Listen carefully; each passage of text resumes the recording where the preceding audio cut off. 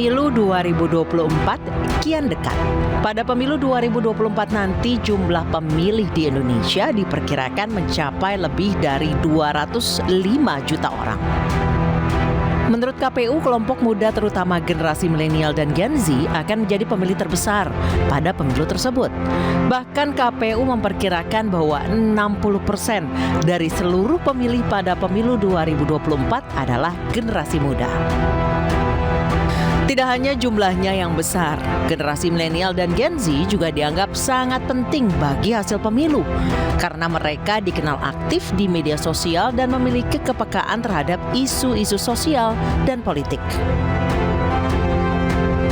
Pemilih pemula atau first time voters adalah mereka yang belum bisa menyalurkan hak suaranya di pemilu 5 tahun sebelumnya.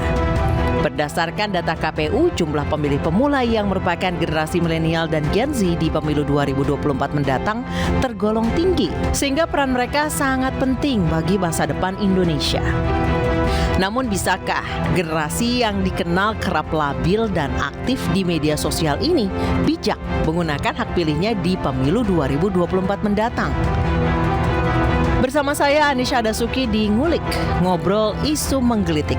Kali ini saya akan berbincang dengan salah satu bakal caleg Partai Perindo, Ike Suharjo. Mbak Ike, sekarang kan yang bisa dibilang masa depan Indonesia, masa depan dunia ini ada di tangan adik-adik yang sekarang umur mungkin 20-an atau 18 tahun atau 21, Gen Z lah istilahnya. Gen Z, kalau misalkan di politik itu pemilih pemula lah nih. Itu jumlahnya di Indonesia itu 29% dari total penduduk ya Mbak ya. So far kita aja nih milenial dan Gen Y itu masih meraba-raba gimana cara treatment mereka. Sementara ini 2024 mereka harus menentukan pilihan.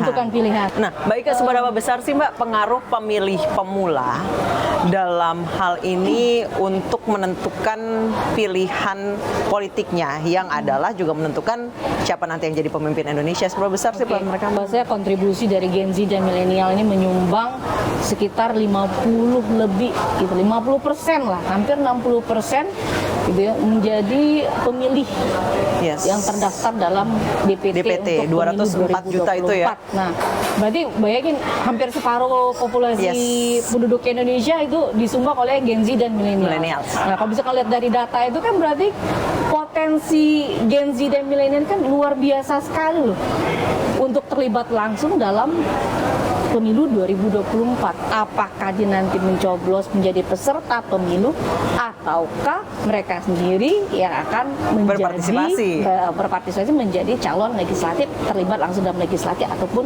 eksekutif. Mbak Ike, ini kan nanti akan nyalek. Ya. Seberapa sulit sih Mbak masuk ke teman-teman Gen Z, adik-adik Gen Z ini untuk supaya mereka punya pilihan politik gak apolitis? Oke. Gini, kalau kita ngomongin untuk masuk ke komunitas mereka, sepertinya cara soft selling itu lebih gampang gitu. Kalau misalnya, misalkan saya sosialisasi, dibungkus ya, pilih aku ya, gitu ya, caleg misalkan dari partai, gitu, nomor sekian. Nah, mereka apatis, karena gini, generasi muda ini generasi yang masih, kalau ngelihat dari karakternya kan mereka orangnya kan dinamis, masih berubah-berubah, tidak konsisten gitu, masih labil, kadang cenderung tidak loyal gitu kan. Terus juga cenderung tidak loyal ya? Iya, cenderung tidak loyal. Makanya itu harus pintar-pintar mengait hati mereka itu. Terus up to date dengan yang kekini-kinian gitu kan. Idealis. Nah, jadi kalau misalkan saya Mbak Ike mengukuhkan nih misalkan pilih saya tuh nggak bisa.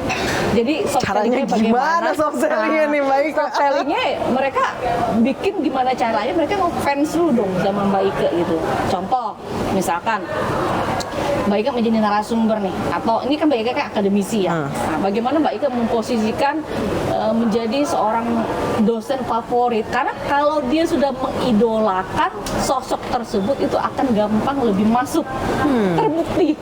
Terbukti nih mahasiswa-mahasiswi yang memang mengidolakan sosok dosen favoritnya, akhirnya dia kepo nih, akhirnya dikepoin sosmednya kita, terus dia Google dan segala macam. Berarti sebelum Mbak Ika soft selling itu sudah disiapin dong LinkedIn, Instagram, Facebooknya supaya menarik untuk mereka. Menarik. Kan kembali lagi, mereka kan sekarang sosmed semuanya. Nih Mbak Ika, ada penelitian menilai Gen Z memiliki keinginan besar untuk terlibat dalam politik Indonesia. Tapi pemahaman akan politik dirasakan mereka sangat minim karena mereka memang mengandalkan info-info dari medsos. Benar nggak sih, Mbak? Karena memang mayoritas Gen Z itu, coba kalau ditanya, mereka tidak akan pernah lagi nonton televisi.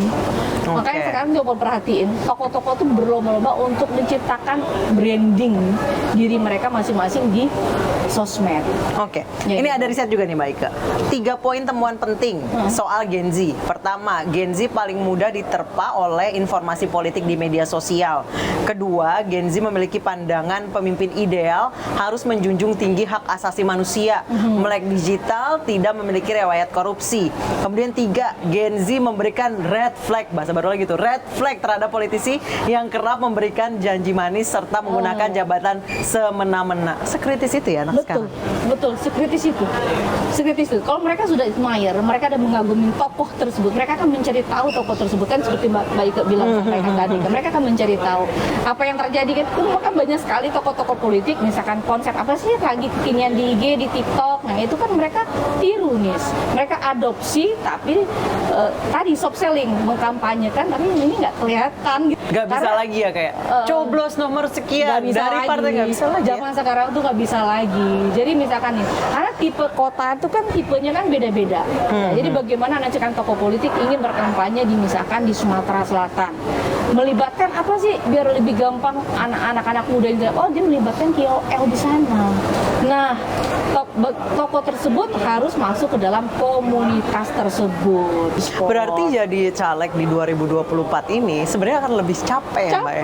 Nggak cukup berada di panggung orasi, nggak cukup. Ini jujur aja ya, kita harus memang orang yang membantu kita untuk kadang mengelola sosmed kita sendiri gitu loh. Karena kita sendiri kadang nggak punya waktu ya Nis buat hal seperti itu. Tapi kan mau nggak mau untuk menggait pemilih pemula dan pemilih muda ini kan salah satu strategi harus itu. Dan itu terbantu sekali kalau di kota-kota besar. Anak-anak di daerah, di kabupaten atau di daerah yang cukup remote gitu Mbak. Mereka perilakunya sama nggak sih kayak anak-anak di kota-kota besar? Sebenarnya kalau udah masuk era teknologi informasi bisa dibilang sama, tapi tidak sama seperti yang di kota. Jangan contoh di kabupaten ya, FB itu lebih banyak digunakan. Dibandingkan Instagram misalnya. Instagram atau TikTok kayak gitu. Nah, Mbak Ika, dalam rangka menyasar Gen Z, partai politik tentunya harus merubah mindset yang sebelumnya, yang kita tahu ya, kampanye itu kan satu arah. Kemudian berpikir jadi kalau kampanye itu dua arah berdiskusi. Karena Gen Z kan nggak pernah loyal di satu tempat. Bahkan di satu media sosial mereka aja nggak loyal. Strategi partai politik sebenarnya dengan tokoh itu sebenarnya hampir sama ya untuk mendekati generasi muda, Gen Z dan milenial. Misalkan bagaimana cara kita membuat konten-konten yang menarik, konten-konten yang kekinian, dan kita harus mengikuti loh. Capek, PR banget memang. Kalau gitu yang disukai oleh Gen Z itu lebih yang serius, seperti layaknya dulu Mbak Ika membawakan berita yang edukatif, atau justru yang receh-receh sih? Receh-receh. Kalau zaman sekarang tuh receh-receh, bener. Hal-hal yang menurut ini ya, yang receh, kekinian, tapi itu viral tuh udah mereka masuk. Jangan janji, itu capek. Anak muda tuh nggak mau hal-hal sesuatu yang mereka apatis lah dengan suatu janji-janji politik. Jadi mereka ya udahlah apa adanya sih gitu kan. Untuk sekarang nih Mbak Ika, tokoh-tokoh yang familiar, apalagi tokoh politik ya, yang familiar di mata anak-anak Gen Z itu siapa saja? Tokoh yang mereka anggap ideal itu ya sosok yang memang membawa visi-misi isu lapangan pekerjaan itu menjadi isu yang seksi loh. Oh gitu? Iya, di 2024. Kesejahteraan, lapangan pekerjaan, terus ketiga juga isu yang contoh di dapil Mbak Ika sendiri. Sosok figur yang mengusung anti korupsi itu sangat disukai oleh sosok anak-anak muda. Nah, Mbak Ike, Joe Biden itu kan sudah sepuh ya, Presiden Amerika Serikat sekarang. Ketika dia berhadapan dengan Donald Trump, ya walaupun sama-sama sepuhnya ya, dia menjangkau suara Gen Z di Amerika Serikat ini dengan masuk ke game. Bisa diaplikasikan, bisa diaplikasi. Makanya tadi kan Mbak Ike bilang masuklah ke komunitas apa yang menjadi tren, apa yang menjadi kekinian. Sekarang lagi tren atau kekinian hal-hal yang kompetisi seperti bermain tenis kayak gitu lagi happening. Nanti bikin dong apa gitu, misalnya biliar gitu.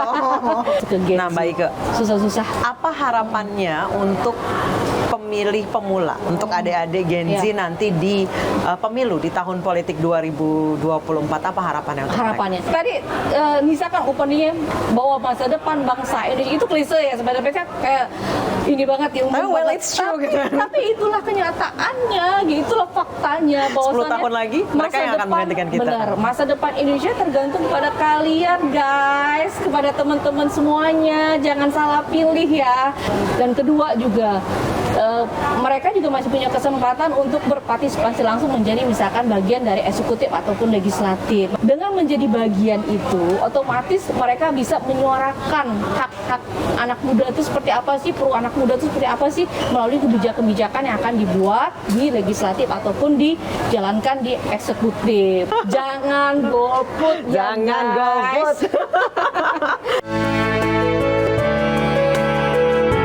Pemilu bukan hanya sekedar memilih presiden dan wakil presiden, atau sekedar memilih wakil rakyat di legislatif maupun eksekutif. Namun, menentukan masa depan dan arah pembangunan bangsa.